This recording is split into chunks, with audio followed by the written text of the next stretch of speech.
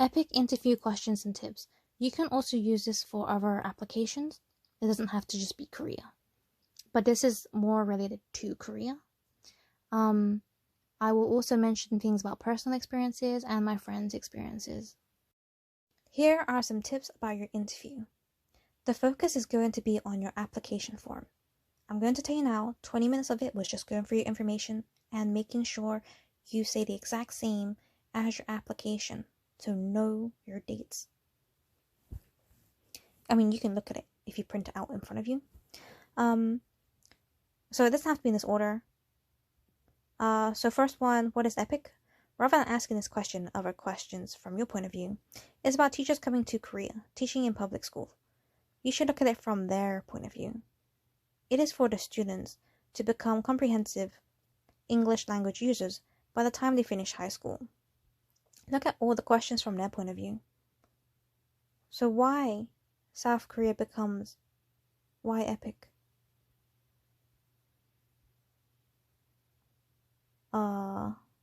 Keep your answers professional. Remember, it's an interview. They don't want to know that you're a traveler. They're speaking to you for one reason, and that's because they think you want to be a teacher.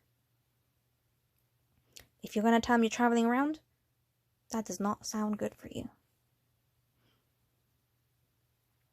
You're going to Korea because you research all the opportunities that exist. And this stands out. Why? It teaches you, enables you to teach in a public school. Like, you don't need a master's. You don't need a certificate. You know, like, are you going to become a teacher after? Are you just trying to gain experience? So if you have any personal remarks, wanting to learn about culture, learning Korean, you should have those points at the end of the answer. Keep your answers relevant towards education, teaching, and your career. You can use these following points to help you. So 1, research, school system, job, satisfaction, education, culture, comparing your country, this country, their country, aspects like family, values, safety. Okay, number 2, orientation. They will introduce you to everything at a very basic point at the job training. So you can connect to other people. You'll get a really easy short language lesson.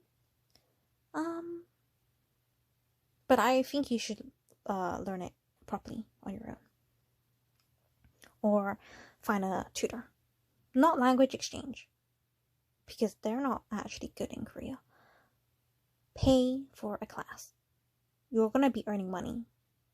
Go to an actual class and learn it properly. Number 3, visualizing yourself in a public school, becoming friends with your co-teacher, locals, and learning everything.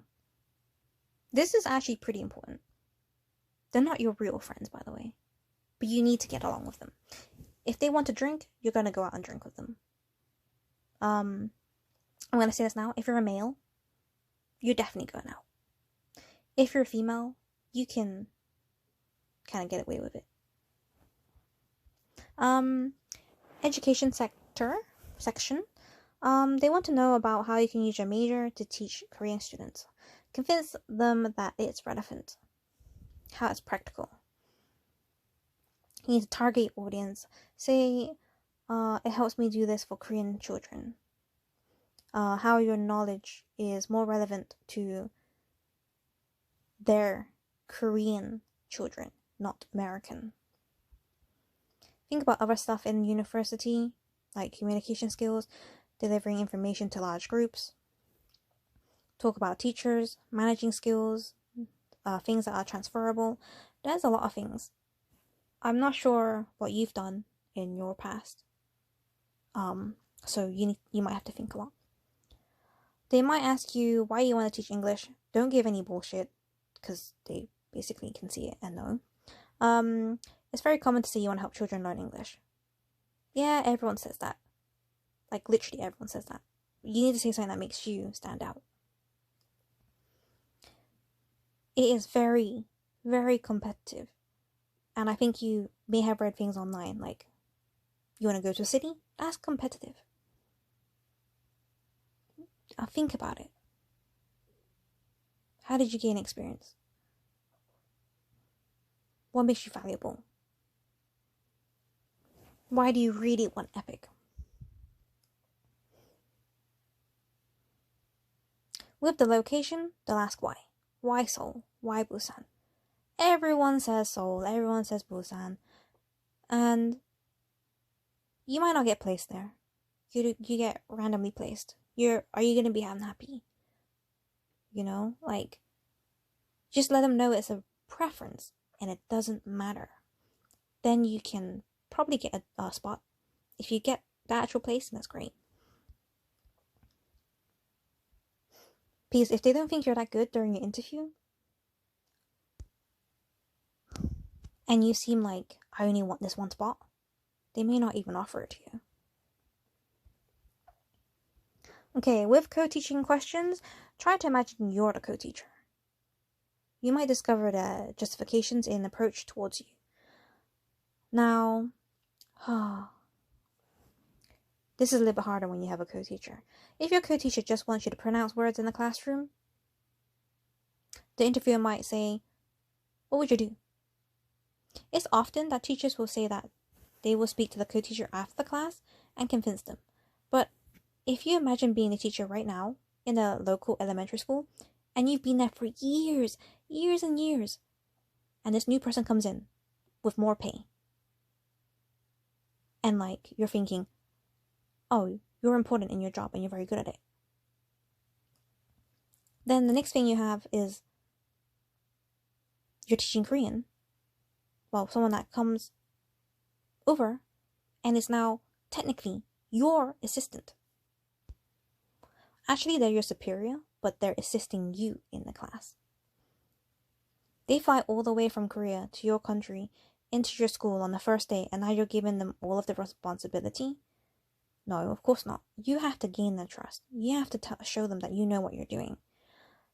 They obviously don't really trust you yet, or don't think you're capable yet. I'm going to tell you now, every parent in Korea wants to sue you to get money. So if you make a mistake, that goes on to the school reputation and her or him. So they want to make sure you are able to do your job. So if you're young or completely new, just take it slow and just talk to them and maybe suggest things. And yeah, I think something like that would work for you. Another common what if, your co-teacher makes a spelling mistake in class. What do you do? A common answer would be correct them afterwards. But imagine you as the co-teacher and the principal made a mistake. Would you correct them in Korea? In a vertical hierarchy. You know what that means? You don't correct your co-teacher. She's above you. If you do it, you're gonna distress them. They're gonna be worried you're gonna correct them again. You become intimidating. You're uncomfortable to work with. They're self-conscious. I'm gonna tell you now, my friend, she's an actual English teacher.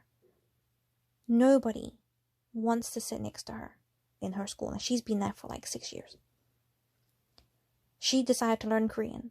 She speaks pretty good Korean now. Now they're okay. But embarrassment correcting is a big thing. So it did happen for me too. I don't do it in front of them. I don't correct them. I would just do it quietly. I would change it on the board, or I would correct it in their books later on, and they'll see it. And then it would just look like, oh, it was the kid's memory. So if you get to your school and already your co-teacher showing your presence, it's probably because the person before may have overly corrected them. They might not like it. You need to think about previous people too. The answer to the problem is, after class, always recognize that you'll be lesson planning with your co-teacher and approving the lesson plans. I don't have a co-teacher, I sent my plans just to make sure everyone was okay, but like they don't know English. But when you have a co-teacher and you're teaching like fairly, you will do this together because all my friends do it. In there is where you can mention the problem. Like, don't say the problem, but you already know the problem. So, for example, they were spelling the word apple wrong. You just write in there, oh, we're gonna do some like games with the word apple, like an apple jumble or something, like just so they know. Because you made a mistake last time. You want to make sure your students are learning correctly. So the point is, with the what ifs, look through the co-teacher's eyes. They will ask you questions about managing children. They're looking for your viewpoint. I recommend using non-verbal methods. So rather than saying shouldn't, mustn't, have a point system. If Sally's doing well, give her a point. It motivates her to improve. If she's playing with her phone, take away a point. It sends a message to the class. For me, I didn't have a budget, so I actually did a class version. One student was bad, I'll take off a point. If the student was good, I'll put up a point. And I gave really good rewards.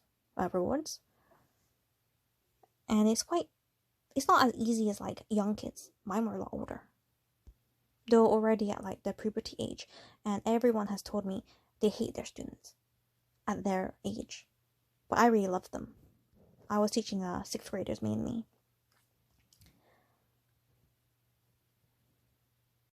These 2 questions are from the government themselves. What if your student is sleeping in class? Okay, so these are short-run problems. You can sort them out in the classroom. Then there are long-term problems. What if the kid always sleeps? What if they're disruptive? You need to find a solution. So you need an open communication with the co-teacher. You might not always have one. Sometimes kids pretend to sleep because their level is much lower, or they're self-conscious in your presence, or they might just be tired. Do they need a catch-up class? Are they having private lessons late into the night? This is very common. They normally go to school until maybe like 10 p.m. Do the parents know? If you let the parents know, they will probably do something about it. Depends how much they value English, and English is quite valuable there. Can the timetable of the class be changed to after lunch? There's always a solution, so you need to think of some ideas. And then there's always a large application pool. Sometimes it might be more. And a lot of this are actual teachers with years of experience. What makes you stand out? Why are you different? So 98% of EPIK teachers don't have any experience. Even if you have experience, it doesn't mean it's good experience. So don't compare yourself, because it's not going to look good. You want to focus on your own strength. And the main thing is your motivation, your passion to teach. You have to convince them that you are the one. Here are some questions that you should prepare for. Number 1, why are you interested in teaching? These are just my notes that I used. So like passion, sharing knowledge, rewarding. Number 2, why Korea? So you need to do some research and think, why Korea? Because when I got asked that question, I didn't know. So I looked up all the information beforehand. So like they value education, there's no disruptions during the finals. So for example, all the airplanes are stopped. You can't take transportation, or like you don't have to go to work because it's for the students to go. They respect elders and teachers, so their behavior is amazing. Well, they're normally amazing. Some of this stuff is personal to me, so like I live in a town, this is city life, it's new. They do championships for pole fitness, which I take part in. Just hygienic is quite similar to the Asian culture, because I'm Asian, so I quite like that. interest in the language, cultural exchange, and then just one of the highest literacy rates in the world. You can think of your own things. Number 3, what if you don't work well with your co-teacher? So you have to show that you're a team player. So you would discuss with them, what would you do? I didn't have a co-teacher actually, but you didn't know during the interview. Number 4, how do you feel about having a co-teacher? This is totally true. I thought I would be really happy because I thought she'll help me settle in and everything. But I didn't have one. So actually my first couple of months there was hell. It was so difficult. I didn't get my ARC, which is my ID, which is linked to getting a phone number, a bank, which means you can't get paid either. So I was struggling really hard. I was lucky to have a friend there who lent me some USD until that was sorted. That took about 2 months at least. Anyway, number 5, what do you expect to be the most difficult part of coming to Korea? Okay, so I wrote bring in money and carrying 2 suitcases. Bringing money isn't the problem because you can bring like $10,000 across. Oh no, that was more about getting robbed, but there's not really much crime there. It's really safe. Like, you can leave your laptop there, your phone there. You can leave it there overnight and it's still there. You can drop your cards or leave it in a shop and it will be there for like a week. No one will touch it. It's very safe. Suitcases was very hard for me. Just get a taxi, it's cheap. Number 6, what kind of teaching experience have you had? This is based on yourself. I had quite a lot already. Number 7, what type of students do you think you could teach most effectively and why? Okay, I wrote children. And then 8, tell me about your educational background, because that's by yourself. 9, what would you do about potential culture shock? I've traveled a lot, lived around, so it's not hard for me. But I will say a lot of people, if you haven't left your country, this is a big change. And they need to know that you are capable to handle this stress, this loneliness, or whatever. There's a thing called midnight run, and people ditch and leave. And obviously, we don't want that. Have you ever gone abroad, and what was the longest time? Okay, so that's just my personal. What kind of culture differences did you encounter during your time abroad? That's also personal. What would you say stresses you out and how would you deal with stress? Okay, that's also personal. You want to make sure you can cope with stress because it is very stressful. With the whole moving language barrier, and if you don't have a co-teacher, like I said, it was really hard for me. How would you deal with a class of children with mixed abilities? You'll always have this. So you need to think about what will work and what doesn't work. 14, there are many large classes of 30 to 40 students. How would you deal/manage this? So you need to think about, what I did was call and respond, like in person. My school is very popular and I had like 30 students per class. And they were mixed behaviors. So that went well after a little while. I know everyone wants to be the fun teacher, but I would recommend being strict. If once you show your funness, they kind of take advantage and they get too excited. How would you deal with disruptive students? You need to think about this and your students. If they're young, they will listen. If they're older, they might not listen. I recommend talking to your co-teacher first, if you have one, before you start talking to their parents.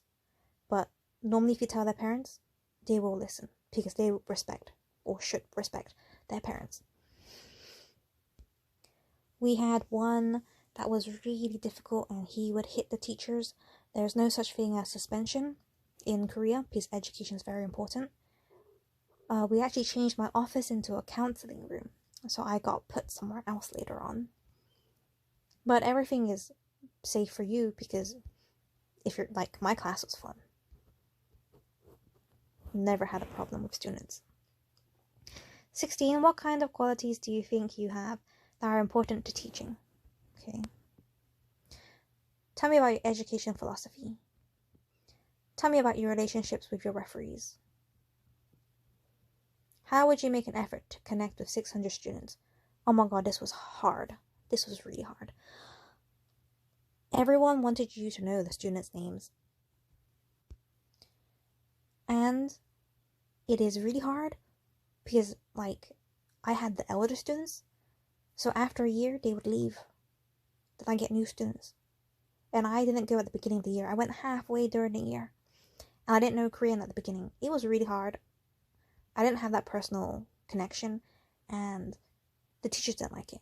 Other people didn't like it because you get an open class twice a year where other people watch and parents watch and like all the important people watch. It's not good. I learned Korean. I learned their names, and they loved it. They wrote me letters like every year. 21. What do you know about EPIK? Do some research. 22. What does it stand for? English program in Korea. What if your students were in groups and only speaking in Korean? This is where you should actually learn some Korean. I mean, you don't have to, but it's better to. Normally, if they're whispering to each other, it means they didn't understand the activity. But I'm going to tell you now, if you have older students, they probably did understand, and they're just taking advantage of you by just chatting and having fun. So you need to know when to stop that. Okay, 24. What important lesson did you learn on your travels? 3 most important qualities of a teacher. What do you know about the Korean education system? Do some research. What do you know about Korea? Teach me something new in 1 minute. What do you know about Korean culture?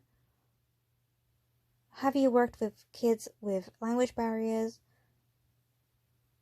Why did you choose your major in college? How does this apply to teaching? Why did you decide not to pursue a major? Tell me about yourself. How would your friends describe you in 30 seconds? Differences between Korea and your home country. Now, this is pretty important. This is about cultural differences. If it's so different, like, do you know the differences? Are you aware? Are you able to adapt? What sets you apart or makes you unique? How do you handle working alone? It's illegal for them to leave you, but I'm gonna say now that when they can't communicate to you, they may just kind of go away. You might be working alone. Can you communicate with the kids? I don't like speaking in Korean with them. I want them to do English. So actually my students, they would help each other out. So you need to think about what you would do alone. I would only use Korean if you really need to. Like when you're talking to a parent. What are your strengths and weaknesses? And then you need to prepare like 1 post-interview question. So I just wrote a random one. When you apply for EPIK, you can also go for a recruiter. So these are recruiter questions. Compared to other opportunities available, why are you seeking to teach within a public school? So you have Hagwons, private schools. So you're like, there's more vacation, which is one of the main reasons I went, but that's not really the reason they went to here. So think about working hours, benefits. Why teach English? Why not teach your bachelor major? Relate your major to English, teaching English. Why have you chosen that location within Korea? What interests you most about the position? Why Korea, not another Asian country? What do you know about South Korea? and that region that you chose? What challenges do you anticipate dealing when entering Korea, and how will you prepare for them before coming? That's very important, by the way. What do you know about daily life in Korea at the school? That's something you would learn, but I think you should research that.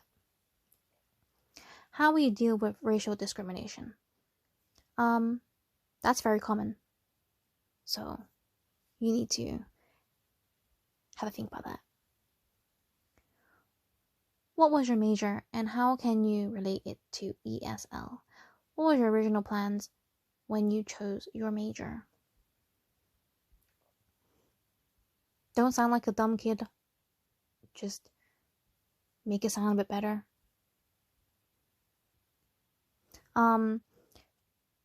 What were some of the most important things that you learned from your TEFL course? We have a very large application pool this year. That's something I mentioned earlier. How would you co-teach if you had 3 different co-teachers with different styles? Oh my god, this is crazy, because I have friends that have this. One wants you to teach the whole class all the time. Another one wants you to spread the work evenly. And the last one wants you to only provide pronunciation. Yeah, but in the end, they're your superior, so technically, you should listen to them. Or you can kind of negotiate a little bit, or build the trust a little. I'm gonna tell you now, if you try and fight it, it will go on for a while. It's not that good. The culture is very different. Do I have any teaching specialities that you can incorporate in the lesson? So if you've done teaching before, that's perfect. Like I've taught different languages. What would you do if you and your co-teacher had very different teaching styles? You need to think about that. Can you adapt? They're probably not going to adapt to you. Could you do half-half? Could you combine it? Like, you need to think about that. Because I had one that was really strict on what she wanted to do. There was no point arguing with it. What would you do to engage with your co-teacher? Yeah, you can think about what you can do. I don't like mixing work with personal life. I had some co-teachers where, a colleague. We would go out for food. I'd go teach our kids sometimes for free, because you're not allowed to do another job paid. Okay. What if your co-teacher doesn't turn up one day? You only have 30 minutes to plan a lesson. I will say this now. The ones that want you to do nothing, if they're sick, this will happen. But if you have 30 minutes, that's actually really good. Because I went to the class once, she was not here. All of the plans I did before, she never liked. She always wanted her plan. So I actually stopped doing it for her class. When I went there was no plan. You had to improvise, and that was not good. Luckily, that class was a really young class. So I had materials on the computer already, but it was a little bit less organized, you know? So I think no matter what, always have a backup. How would you build a rapport with your students? Definitely learn their names. Even if you don't know Korean, try and learn it. It is often thought Korean co-teachers can perform the duties of an English native teacher entirely. What can you do that your co-teacher can't? This is really important. This is why they want you. I'm going to tell you now. Sometimes they go to school, like university, for like a year or so in different countries. I'm going to say I met loads in Canada. Just students learning, and teachers as well. And they think they're always right. The way they learn is very different to the way we learn. Like how a native person would speak. They talk like a textbook. What What would you do if your co-teacher signed you up for a lunch program and you tasted it and you hated it? This is automatic in most schools. You'll be on that lunch program. Basically, if you don't like it, you ask to be removed because you pay for that lunch program. If you get removed, depending on your province, I guess, your lunch hour might be paid, which means you can't leave the campus. So you don't have much time to eat. You would have to bring a packed lunch. But if you're not paid for your hour, I believe you can leave and just get some food. But it kind of adds to kind of expensive. My school next door, my friend was paying maybe like 3,000 won per day. No, I think it was paying like 1,000 won per day. And then for me, I was paying like 6,000 won per day. Mine was pretty expensive. But I didn't have time to like make packed lunch every day or go out. So I just, whatever, just came out my salary. Didn't like some of the food, but like I don't have time, so I'd rather leave an hour earlier than get an unpaid lunch. You know, like it's more time for me. You might not always have that option though. It'll be whatever your school has chosen. Give me an example where you showed patience to others. Since you have no formal teaching experience, your batch is not related, you don't have a TEFL, why are you interested in teaching children in Korea? How would you feel if you are assigned to a student age group that you are not looking to teach? What if a student is being mean or bullying another student? How would you manage that situation? Yeah, that is not very good. Because I will tell you now, in England, it's compulsory for students to come to school. Not in Korea. These kids will not show up. And a lot of them come to school on their own. What if a student started being offensive or making fun of you in the class? What would you do? This is why I said you need to be a strict teacher.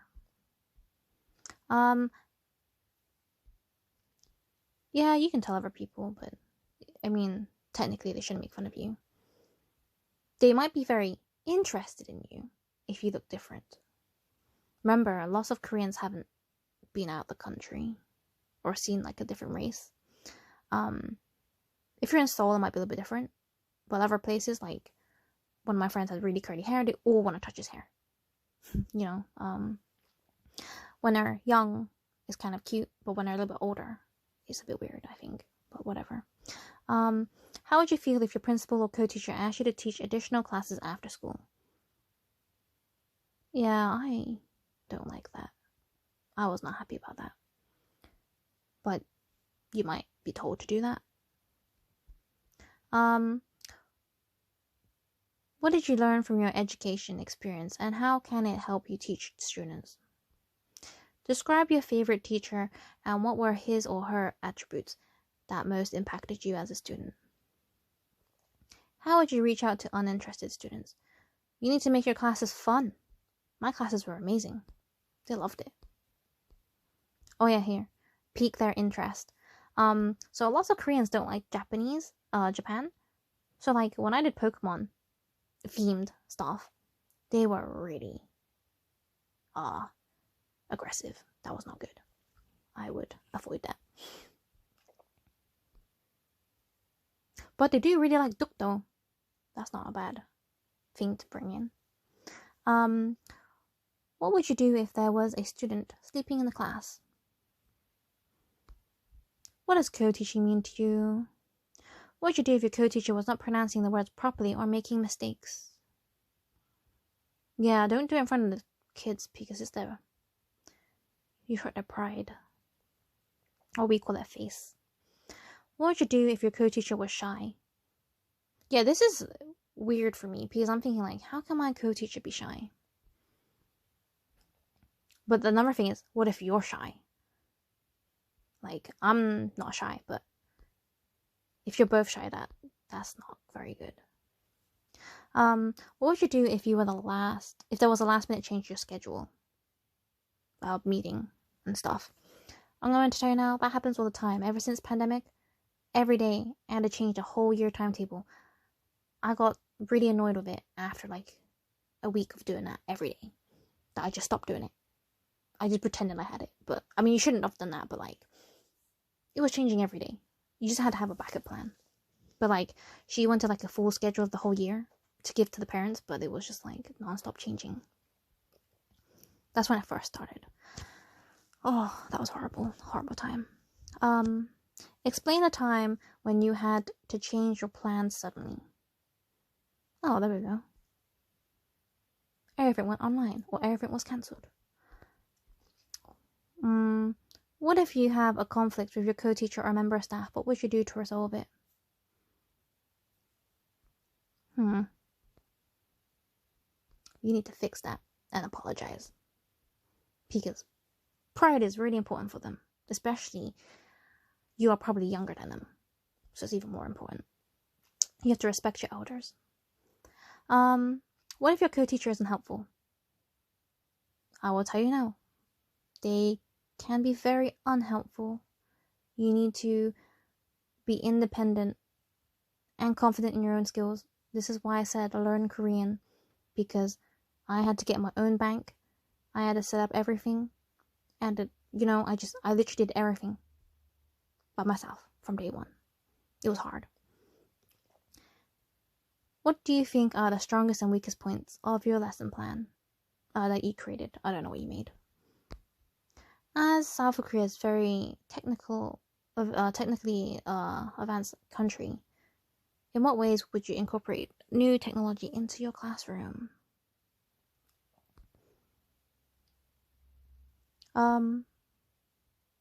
Actually, after 2 years, I ended up getting a mic, and that was really good. That is something I would invest in a lot earlier if I knew. It was about 300k, a little bit expensive, but if you're planning on staying for a while, I think it was worth it. Even for a year, maybe, because it saved my voice. And the kids can hear everything, especially if the kids are talking, because they're really shy. They'll mumble, and everyone else will get bored because they can't hear. Anyway, what will you do in your free time outside the school? Okay. You want to show some cultural stuff, like learning Korean. Please describe what advantage you may have over other applicants that are applying to EPIK. I don't know, like, I already learned Korean. I already speak Korean. It's a very good advantage.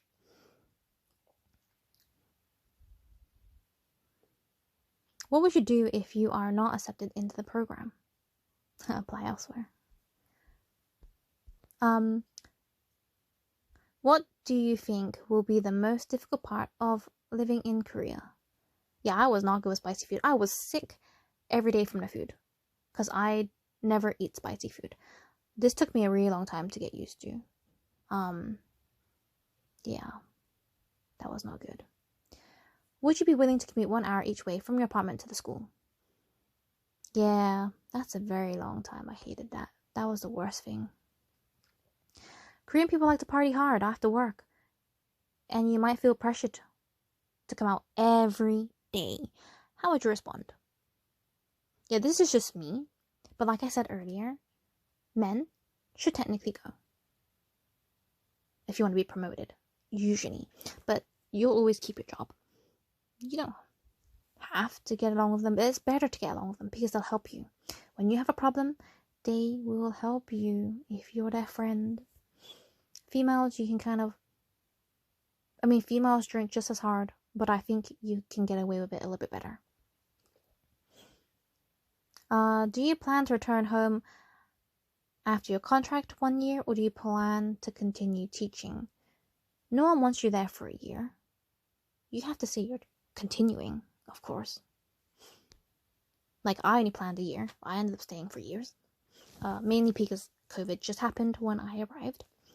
Do you currently have any friends in Korea on the program? I think that's just about you being lonely, or like you have a point of contact, so you can make that up or say whatever. Your application says you only drink 2 or 3 times a week. Is that right? What if your co-teachers wanted to drink with you regularly? What do you like to drink? Yeah, you know, this is really weird because, like, in the UK, they don't want you to be drinking all the time. Not in Korea. They want you to go out every day drinking. Like, my male friend, he went out every day. And on the weekends, he'll go out with the principal. Crazy stuff.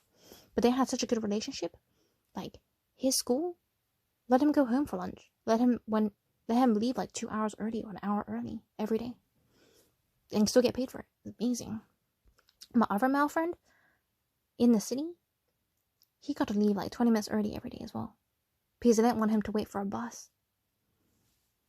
You just need to have a good relationship with your school. And you can get pretty far. Like, mine was really difficult. But I am probably the only person who was allowed to work in a different country while working in a Korean school. Does that make sense? Like, I was teaching online in a different country that's not Korea while my job was in Korea. It's crazy, right? What are your interests? What documents do you not have? If you're open to teaching in the countryside, which education are you interested in and why? That's it. Thanks for watching. Please like, comment, and subscribe. Bye.